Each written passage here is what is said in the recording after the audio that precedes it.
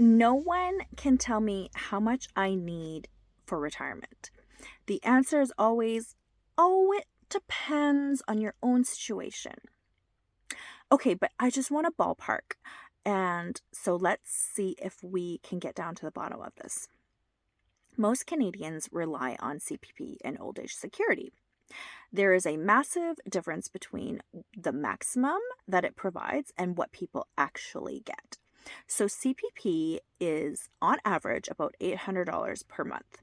And old age security, the average payment is about $740 per month. And the average Canadian wage is 67K per year.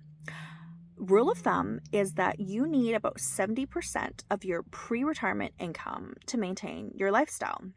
So the 70% target will make it about 46K per year.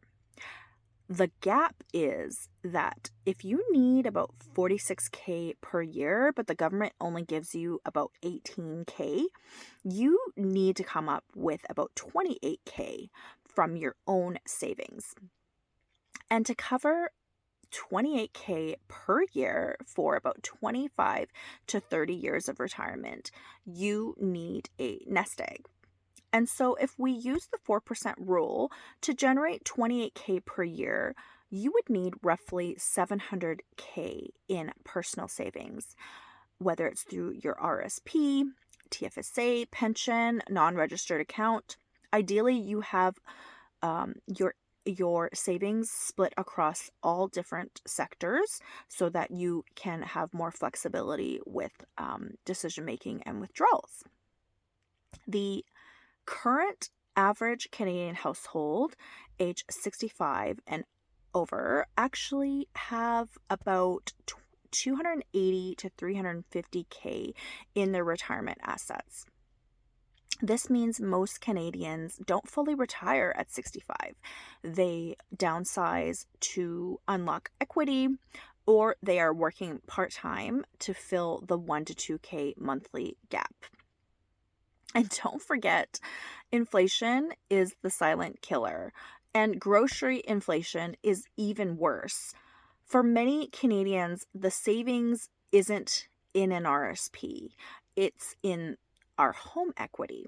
So, retiring at 65 often requires being mortgage free or being willing to sell and move to a cheaper area.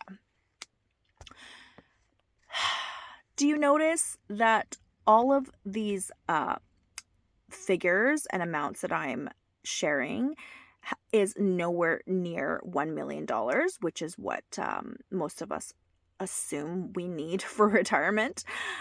For the average lifestyle, you do not need $1 million.